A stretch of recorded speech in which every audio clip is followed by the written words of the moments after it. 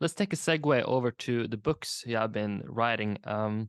I said this before we went live that we had Robin Wigglesworth on, talking about his great book on index funds. And I asked him what was the experience like writing your first book. And he said it was interesting because one of the biggest advice he received was don't F it up because you only get one chance to write a book. And if you screw that up, you're not going to write a second one. So you're on your third. So can we go back to the first one? Is there any wisdom in Okay. that advice from Robin, or what was your experience Um, sort of writing your first book?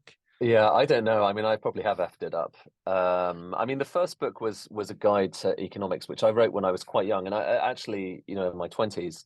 And in a way, it was just this was the book that I wish I'd had when I was teaching myself economics, and it was part of a series called 50 ideas, and this was 50 economics ideas you needed to know. But for me, I just wanted to make it the guide that I wish I had. And I reread it kind of recently because it got reissued, and I did a new introduction.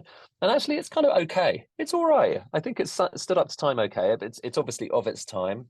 So it's written literally in the teeth of the financial crisis when that was all happening. I remember when Lehman Brothers went down, I was in the middle of trying to write one of the chapters on something else entirely, and so it was very distracting. Um, but that book, has that's I think it's kind of done okay, and it's sold pretty well over the years. I don't know what the best metrics for these things are. Um, and then I wrote a second book called The Summit, which is kind of a labor of love, really.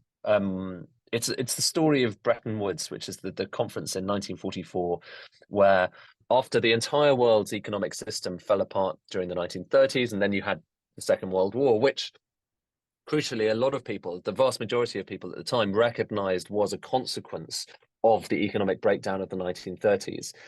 There was this big summit where all of the Allied nations came together and decided to put the world back together, the economic system back together. And it's interesting in so many dimensions because this framework was the framework that was later adopted in terms of its membership for the UN. So this was the beginning of the era of these big multilateral organizations, which still are dominant in the world today.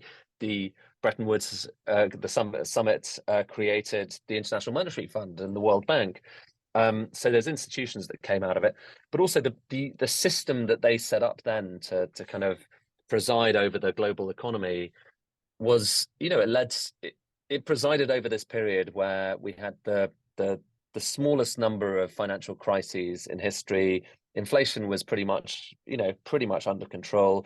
GDP was strong. There were fewer recessions than ever before, and so a lot of people look back to that period and say what they did in that meeting was one of the most um, successful examples of people kind of coming together and creating a kind of set of agreements around which different countries can operate.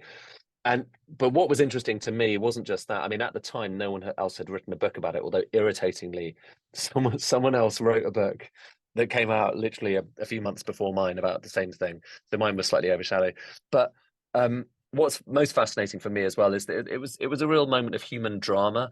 So all of these people, some of the world's most influential economists, thinkers, politicians were together in this big old hotel that was kind of falling apart in the middle of nowhere in New Hampshire for 3 weeks in the middle of summer.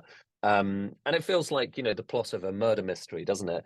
And one of the guys, the head of the American delegation, it turned out later, was having secret meetings with the Soviets. And so there were question marks about whether he was a spy. Some people are convinced he was a spy. I think it's a slightly grayer area. But nonetheless, there's subterfuge going on. The head of the British delegation, John Maynard Keynes, had a heart attack halfway through the summit, and so he dropped down, collapsed. A lot of people thought he was dead. In fact, his death was erroneously reported in the newspapers, but he managed to recover and kind of get through this. And so there was lots of kind of drama going on with all these characters, very colourful characters that had never really been written about before, at least in kind of modern, popular history. And so that's what I did, and it got reviewed very well. So it got kind of the critical reception was positive.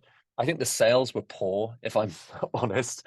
But I do still look back, and I think that was a book that I'm proud of having written because it was, I think it was a contribution Yeah. to our understanding of that period, at least.